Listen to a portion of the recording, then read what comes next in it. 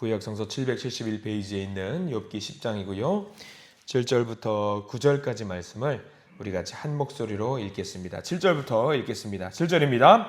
주께서는 내가 악하지 않은 줄을 아시나이다. 주의 손에서 나를 벗어나게 할 자도 없나이다. 주의 손으로 나를 빚으셨으며 만드셨는데 이제 나를 멸하시나이다. 기억하옵소서. 주께서 내 몸 지으시기를 흙을 뭉치듯 하셨거늘 다시 나를 티끌로 돌려보내려 하시나이까. 아멘. 오늘 말씀 가운데 하나님의 크신 은혜가 있길 간절히 기도하고 소망합니다. 우리 기도하는 마음으로 고백할까요? 하나님의 은혜가 지금 저에게 임하기를 기도합니다. 아멘. 옆 사람 축복하면서 하나님의 은혜가 지금 여러분에게 임하기를 기도합니다. 아멘. 하나님의 복된 은혜가 넘치기를 간절히 소망하고 기도합니다. 그래요. 우리가 욥기 10장 말씀을 보게 됩니다. 우리 지난 시간까지 욥의 두 번째 친구였던 빌닷이라는 사람과 논쟁을 벌였던 그런 상황들을 보게 되었습니다. 빌닷은 엘리바스라는 친구와 조금 달랐다라고 말씀을 드렸습니다. 조금 더 직선적이었고요. 조금 더 공격적인 이야기로 욥을 굉장히 힘들게 만들었고요. 빌닷의 이야기에 대해서 욥 역시 강력하게 항변했던 말들이 있습니다. 욥의 이야기는 이거였지요. 과연 빌닷 자네의 말대로 내가 죄를 지어서 벌을 받는다라면 세상에는 죄를 짓지 않는 사람이 어디 있겠냐? 세상에 의인이 있겠냐? 그러면 벌을 받지 않는 사람이 과연 있을 수 있겠냐? 모두 벌을 받아야 되는 것이 아니냐라는 이야기를 했어요. 젖먹던 힘을 다해서 변론을 하고 있습니다. 9장까지의 말이 욥의 어떤 빌닷을 향해 변론을 하는 내용이었다라고 한다면 오늘 10장의 말씀은요, 하나님을 향해서 외치는 소리였어요. 하나님을 향해서. 그전까지는 빌닷, 사람을 향해서 나는 이러이러하다 저러저러하다라는 이야기를 했다라고 한다면 오늘 10장의 말씀은요, 욥이 하나님께 외치는 간절한 외침입니다. 하나님께 서운한 마음을 지금 토로하는 겁니다. 아무리 우리가 사람과 사람 간의 관계 속에 있을지라고 할지라도 서운한 마음이 들 때가 있어요. 부부지간에도 서운한 마음이 들 때가 있고요. 형제와 자매들 간에도 정말 사랑하는 사람 간에도 서운한 마음이 드는 것이 분명히 있습니다. 욥도 마찬가지예요. 지금 욥은 자기에게 이런 재난과 고난이 있었던 이유를 전혀 알지 못하니까 하나님 왜 저에게 이런 아픔과 고통을 주십니까? 라고 하면서 서운함과 아쉬움을 토로하고 있습니다. 원망하는 마음을 토로하고 있어요. 그런데 그 말씀을 잘 보면은요, 서운한 마음이 있지만 욥에게는 한 가지 중요한 사실을 절대로 놓치지 않고 있다는 것을 알게 되거든요. 우리 1절 말씀부터 한번 볼까요? 1절과 2절 말씀, 두 절 말씀을 같이 한번 보겠습니다. 1절과 2절 말씀 같이 읽겠습니다. 내 영혼이 살기에 곤비하니 내 불평을 토로하고 내 마음이 괴로운 대로 말하리라. 내가 하나님께 아뢰오리니 나를 정죄하지 마시옵고 무슨 까닭으로 나와 더불어 변론하시는지 내게 알게 하옵소서라고 나와 있어요. 1절과 2절 말씀이 내가 지금 어떤 마음을 취하고 있다, 어떤 마음을 갖고 있다라는 것을 요약해서 설명해 주고 있어요. 하나님 왜 제게 이런 재난과 이런 힘든 일을 경험하게 만드십니까? 이유라도 좀 알게 해 주십시오. 하나님은 침묵하고 계시잖아요.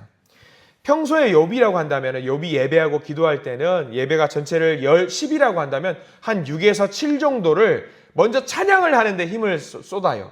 하나님 찬양합니다. 하나님 영광 돌립니다. 하나님 나의 마음을 주님께 내려놓습니다. 라는 그런 이야기를 하나님께 먼저 기도를 하거든요. 근데 욥은요, 지금 10장 말씀을 기도라고 우리가 생각을 하면은요, 6에서 7까지 찬양하는 것이 아니라 오히려 6에서 7 정도에 해당되는 분량을 60에서 70%에 해당하는 분량을 하나님께 원망하고 있는 마음, 나의 고통을 토로하고 있는 마음으로 가득하게 지금 하나님께 기도하고 있거든요. 평소의 욥과 확실히 달라요. 찬양하는 모습이 아니라 원망하는 모습으로 하나님께 모든 것을 내려놓고 있습니다. 그러면서 본론 이야기를 합니다. 우리 3절 말씀을 쭉 넘어가 보이는데 3절부터 중요한 내용이 이제 나와요. 우리 3절 말씀을 같이 한번 읽어보겠습니다. 3절입니다. 주께서 주의 손으로 지으신 것을 학대하시며 멸시하시고 악인의 꾀에 빛을 비추시기를 선히 여기시나이까. 3절 어디가 중요하냐면요, 주께서 주의 손으로 지으신 것을, 여기 밑줄을 반드시 그어두시기 바랍니다. 주께서 주의 손으로 지으신 것이라고 고백을 하고 있어요. 원망하는 마음, 하나님 왜 내게 이런 재난을 주셨습니까? 원망하는 마음이 있었음에도 불구하고 욥이 절대로 놓치지 않고 있는 신앙의 고백이 3절 말씀에 담겨 있는데, 주께서 주의 손으로 지으신 것, 누구죠? 욥이에요. 우리가 이 모습을 보면은요, 3절 말씀, 주께서 주의 손으로 지으신 것을 우리는 무슨 신앙 고백이라고 이야기하냐면 토기장이의 신앙 고백이라는 말이 있어요. 토기장이. 이 3절 말씀의 고백이 우리가 읽었던 말씀 중에 이제 8절과 9절에 이어 나오는 거예요. 주께서 주의 손으로 지으신 것. 여러분들 그 토기장이가 어떤 용기를 만들거나 어떤 그릇을 빚을 때에 그 농로라고 하잖아요. 막 돌아가는 것에다가 진흙이라든가 흙을 딱 때려놓고 손으로 막 다듬어 가지고 올려서 만드는 어떤 용기를 만드는 모습을 상상하시면 좋을 것 같습니다. 섬세한 토기장이의 손짓으로 아름다운 용기를 만들지요. 그래서 욥이 지금 고백하고 있는 것이 무엇이냐면요, 자기를 누가 이렇게 토기장이가 흙을 빚어서 아름다운 그릇을 만드는 것처럼 하나님이 자기를 그동안에 어떤 예쁜 그릇으로 만들어 내셨다라고 고백을 하고 있어요. 하나님은 창조주이시고 자기는 빚어져 가고 있는 피조물이라는 이 신앙 고백의 기본적인 틀을 절대로 놓치지 않고 있는 욥의 고백입니다. 아무리 힘들고 어렵다라고 할지라도 절대로 나는 하나님이 만드신 피조물이라고 하는 어떤 흔들리지 않는 믿음이 있는 거예요. 기본적으로 우리가 욥은 이 관계를 명확하게 하고 있습니다. 여러분들 신앙생활 할 때요, 우리가 하나님께 원망하면 될까요? 안 될까요? 사실 성경을 통틀어서 하나님께 내 입을 더럽히지 말라고 이야기를 해요. 원망하지 말라고 하고 있어요. 그럼 우리가 10장 말씀을 볼 때에 우리가 욥이 하나님을 원망하지 않는 것처럼 보이나요? 아니에요.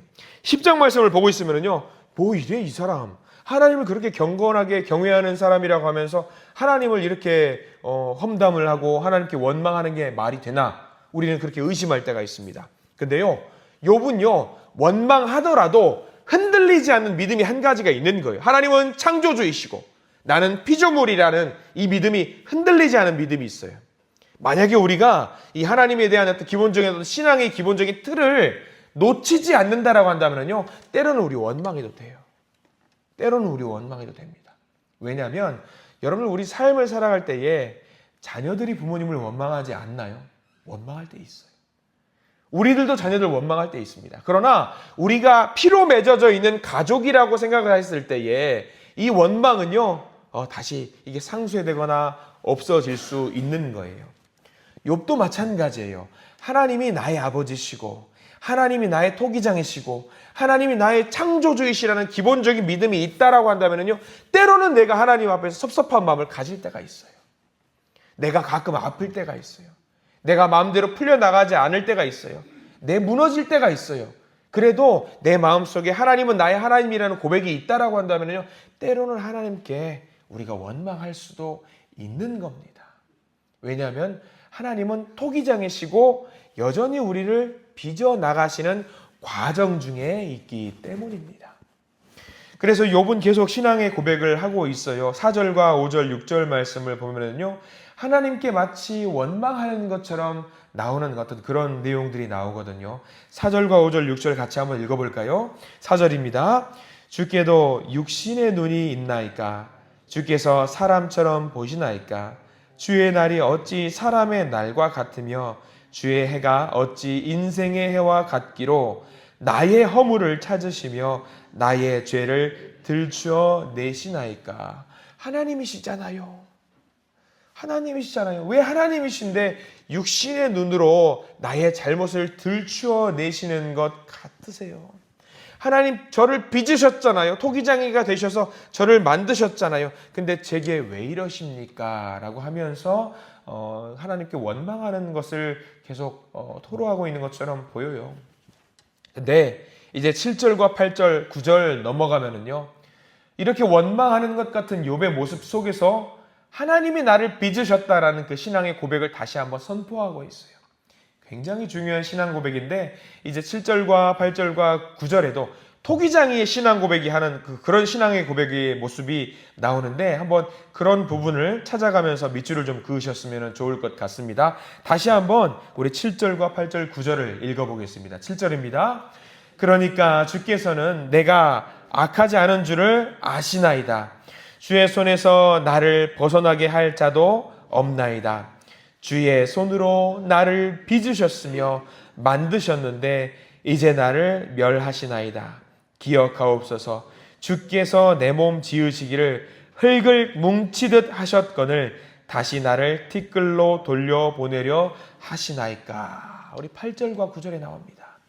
8절 보면은요, 주의 손으로 나를 빚으셨으며 만드셨는데 라고 나와 있고요.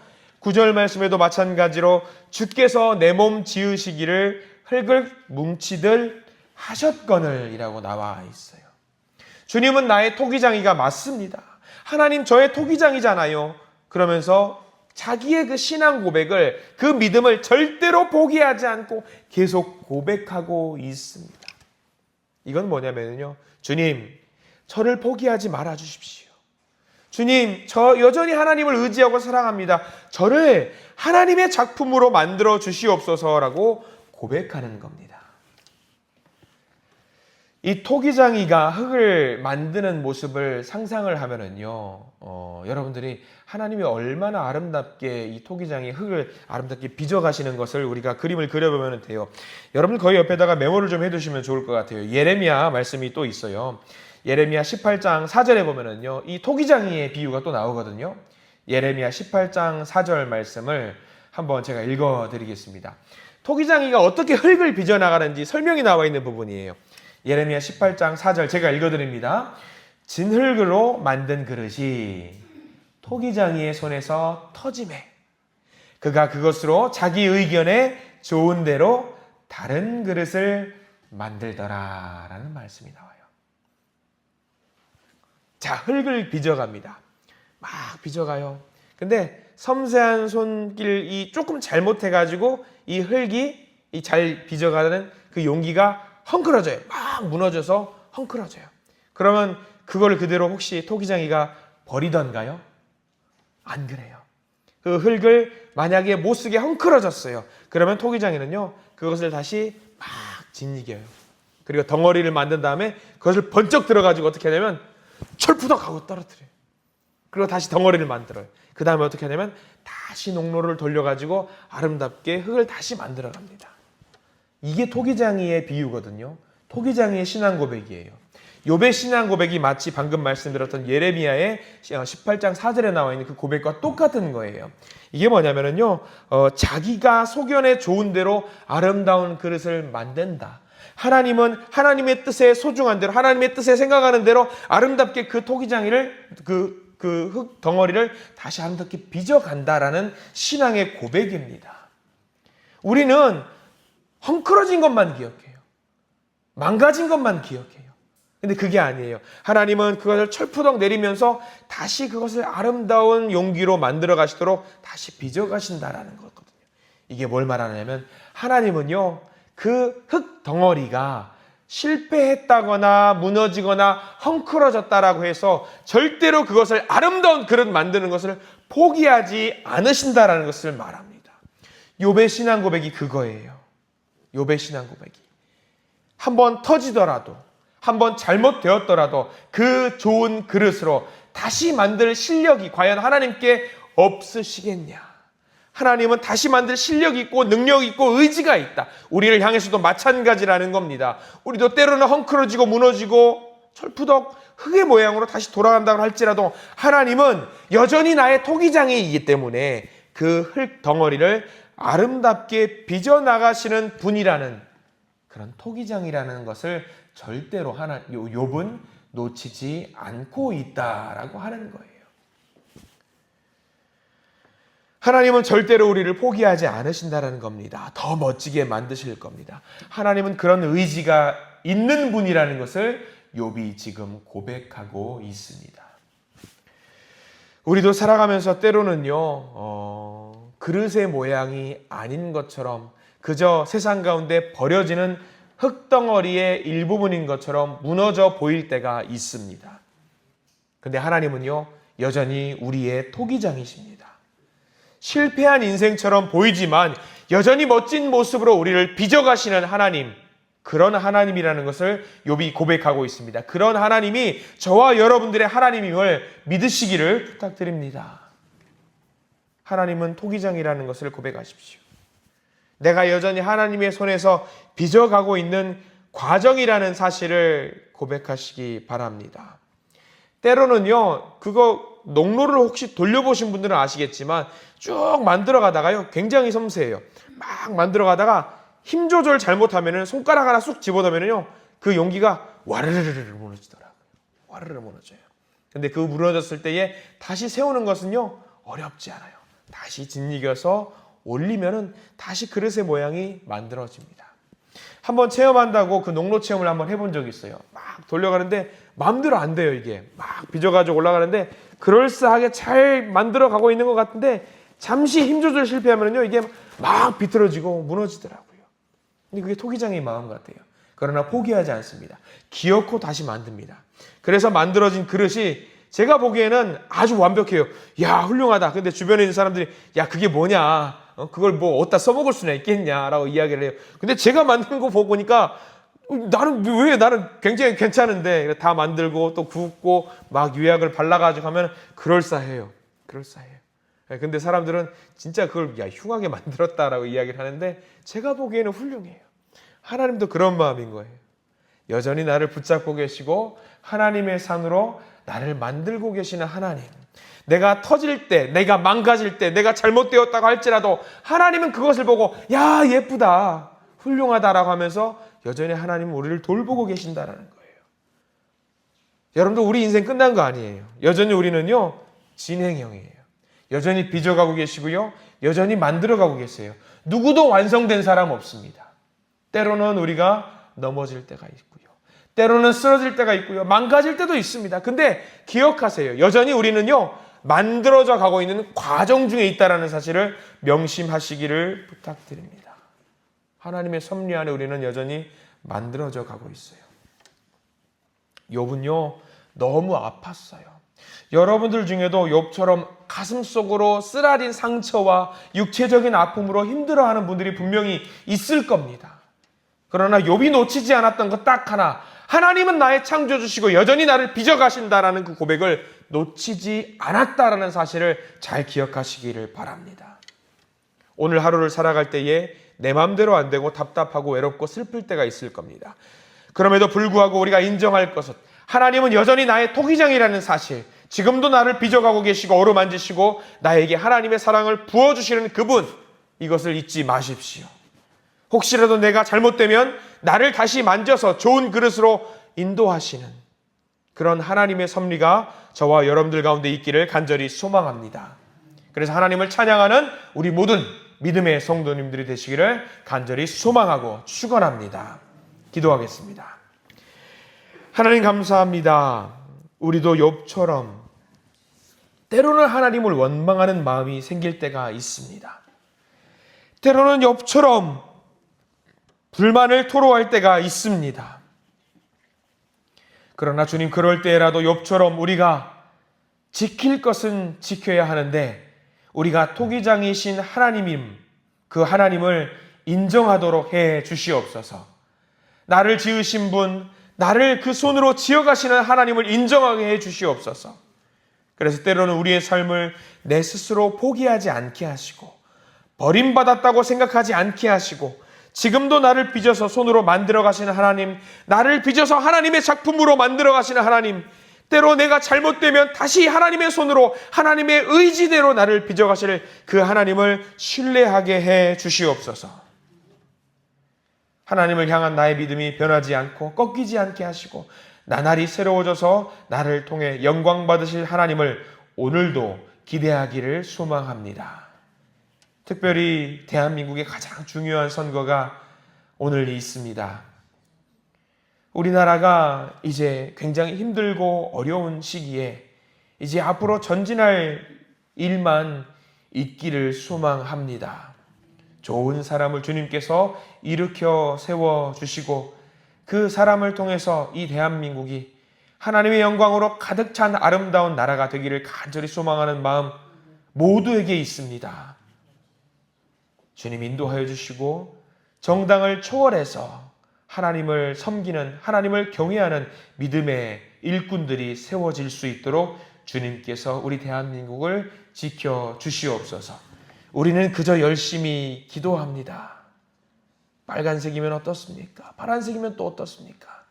하나님이 세우시는 그 사람이 이 나라를 세울 수 있도록 주님께서 힘을 부어 주시옵소서. 예수 그리스도 이름으로 간절히 기도드립니다. 아멘.